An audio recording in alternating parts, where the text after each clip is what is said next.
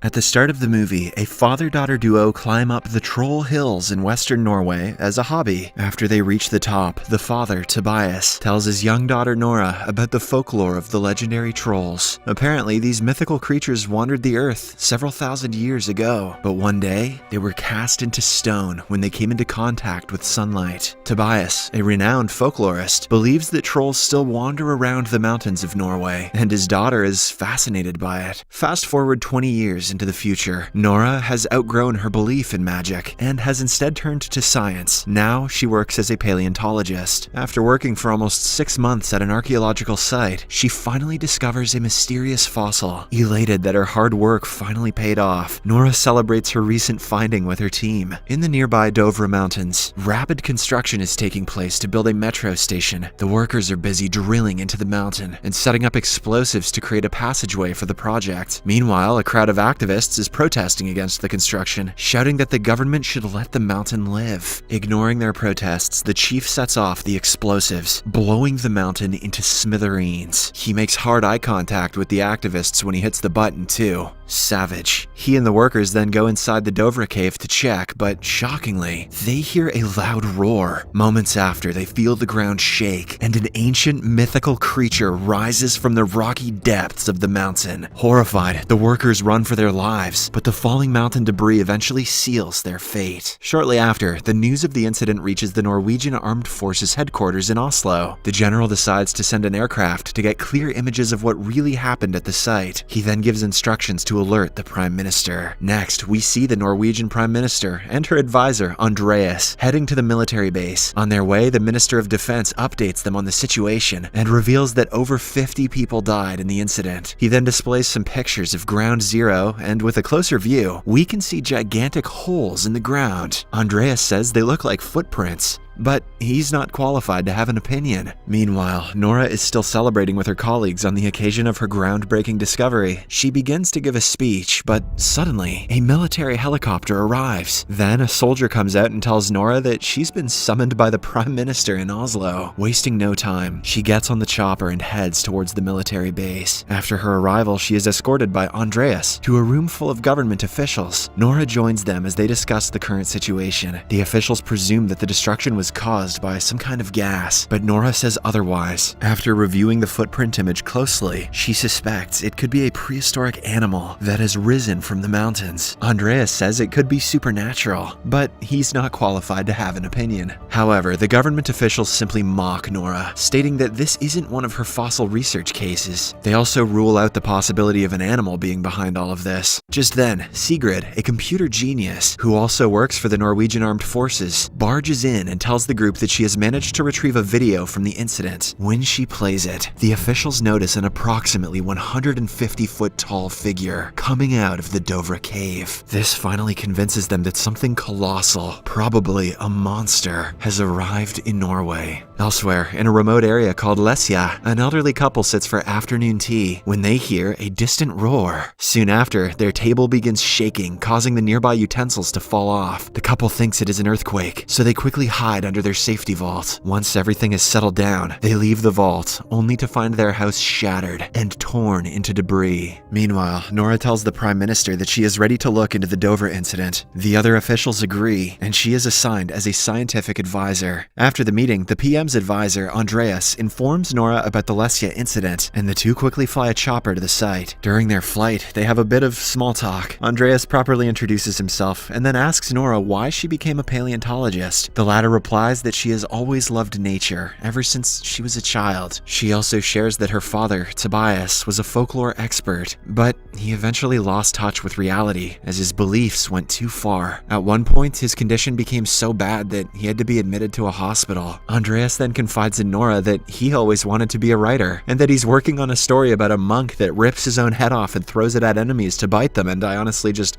found this really funny. Once Nora and Andreas reach the site, they are taken aback by the destruction. Soon, they are greeted by Captain Chris Holm, Special Operations Command. Chris briefs the two about the situation, explaining that the creature continued its track 2 miles south into the mountains. But although they did a sweep of the area, they couldn't find anything. It's almost as if the gigantic creature disappeared into thin air. Following this, the trio interviews the elderly couple, who are still shaken up by the incident. The wife reveals that she did not see anything. However, she did hear a strange howling sound. The sound was terrifying, much like that of King Kong. It was also mournful and sad. Unfortunately, the information is inconclusive, so Nora is left to inspect the surroundings by herself. Suddenly, she smells a strange odor that leads her into one of the giant footprints. Nora then scans the area for any clues, but strangely, there are no biological signs in it. It's almost as if the creature is not a living organism at all. Now, with all evidence leading to a dead end, Nora decides to seek help from her estranged father, who is living in a remote mountain alone. Nora, Captain Chris, and Andreas fly to his place in a chopper. Their first encounter is a bit hostile, but Tobias eventually calms down and takes them inside his house. Surprisingly, even after all these years, he is still researching the mythical creatures known as trolls. After a while, the group shows him the video that Sigrid retrieved earlier. Tobias is taken aback by what he sees, and he starts murmuring, "They are here." Confused, Nora wants a scientific explanation, not just some folklore, to find a solution to whatever they are dealing with. "Daddy, stop talking about trolls and tell me about this troll." However, Tobias stands with his theory and explains that the trolls went extinct because of the Christianization of Norway. He adds that he was about to reveal the truth until he was belittled as a maniac. He then grabs his bag and says that they are going on an adventure. Next, we see Nora, her colleagues, and Tobias flying on a chopper to a certain site. After a while, they arrive at the said site, and Tobias eagerly begins to look around the surroundings. He notices that the topography has been completely changed. Meanwhile, Nora gets a whiff of the same strange smell, which she calls hypernature. I have no idea what she means by this, and it's never explained, so that's that. As she scans around the place, suddenly, she sees a large figure waking up behind her. It is the mammoth troll that has camouflaged himself to blend in with his surroundings. Andreas and the others also notice this and quickly start the chopper. Fortunately, the group escapes in the nick of time. Dude, that troll has a tail. Once they reach a safe location, they go live on the internet and show the video to the government officials in Oslo. Now, everyone is bound to believe that the trolls are real. Shortly after, the Prime Minister arranges for a military operation led by Captain Chris. Soon, hundreds of soldiers gather around with the best artillery in the country and prepare to take down the giant. As they prepare for the duel, Tobias and Nora have a heartwarming father-daughter moment, bonding for the first time in years. And meanwhile, Andreas tells Captain Chris that he knows all about army gear because he plays Call of Duty. Then, the troll arrives, and the military goes buck wild. However, despite their best efforts, the troll doesn't seem to be affected at all. He appears to have regeneration powers, and can also smell the blood in his victims. After killing one of the soldiers, Tobias stands up and attempts to calm the creature down. Arms outstretched, he seems to be successful.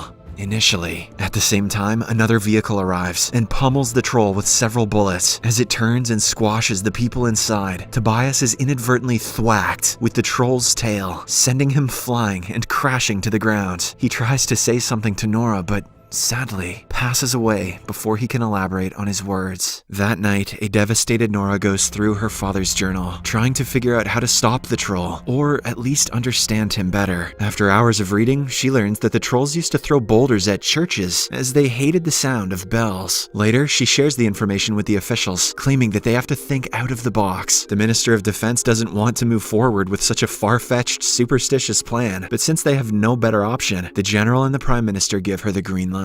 In the next scene, we see 4 military helicopters, each attached with a large church bell, moving towards the troll. The plan appears to work at first, and the troll becomes visibly weak, but after a while, he gets used to it and destroys most of the choppers. With this, Nora's idea of attacking the monster with church bells fails spectacularly, causing even more massacre and destruction. However, the troll does save a small child from his imminent demise, showcasing once again that the beast appears to feel emotions. To make matters worse, at this point, news outlets from around the world have picked up the story and are broadcasting it. In the aftermath, the Prime Minister gives a speech on TV to try and calm the nation. At first, she apologizes for her cabinet's incompetence and then declares a state of emergency. She also urges the residents of Oslo and other surrounding areas to immediately evacuate, as for some reason the troll appears to be headed straight for the capital. Meanwhile, due to her failure, Nora loses her seat at the table. On the other hand, Andreas learns that the government plans to bomb Oslo in hopes of destroying the troll. He has some thoughts on this, but he's still not qualified to have an opinion, so he resigns from his position. Both Nora and Andreas then leave the headquarters. In no time, thousands of people start queuing up to leave the city. Andreas and Nora are also among them. The latter is still gutted that she couldn't find a solution to the troll problem and decides to take one last look at her father's journal. Lo and behold, she finds a clue. She notices the word Sinding written multiple times in the journal. Andreas tells her that Sinding is actually a prince living in the royal palace in Oslo. How did Nora not know about that? He apparently is one of the wealthiest guys in the country. Hearing this, Nora insists that they turn the car around and head back, believing a clue lies in the royal palace in Oslo. After a while, they arrive at the palace and meet Rikard Sinding, who also appears to be waiting for them. Then, he takes them inside and finally reveals the truth about the trolls of Norway. As it turns out, Tobias was right all along. These mythical creatures actually used to walk the country's lands. At the palace, Nora and Andreas are taken deep into the underground tunnels, where Sinding reveals that he and the other officials destroyed Tobias's life in order to protect their secret. When Nora's dad got too close to the truth, Sinding himself arranged for the old man to be committed to a mental health hospital to protect the secret. And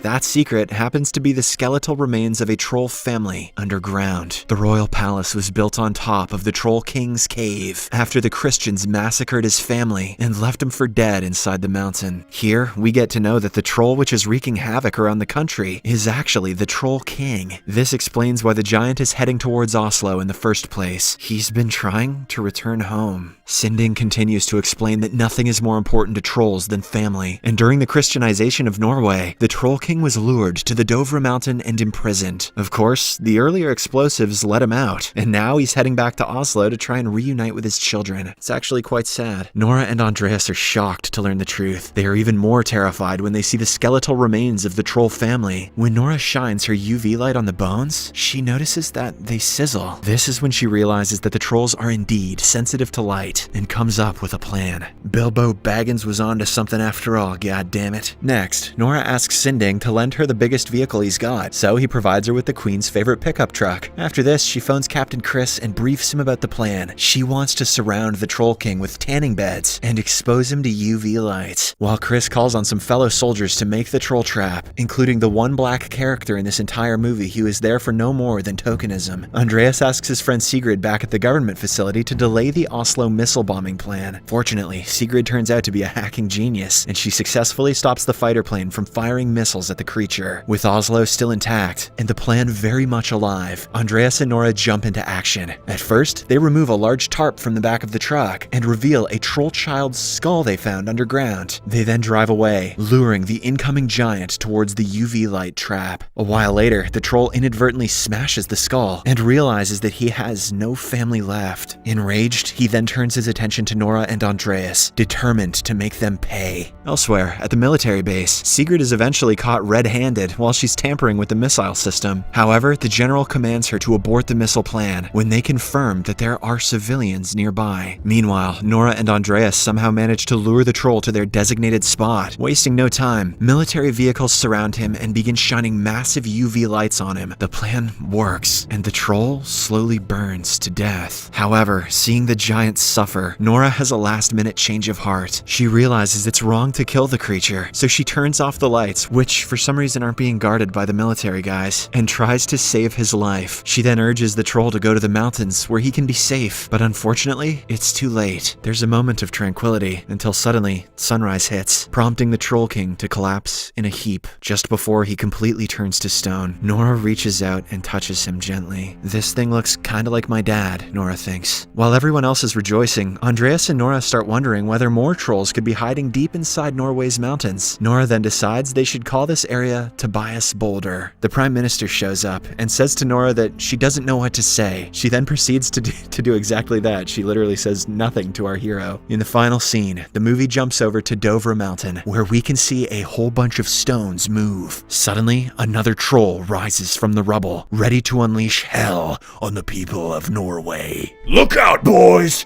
It's troll time! Subscribe for more videos like this, turn on notifications, and leave a like to help the channel out. Thank you for watching.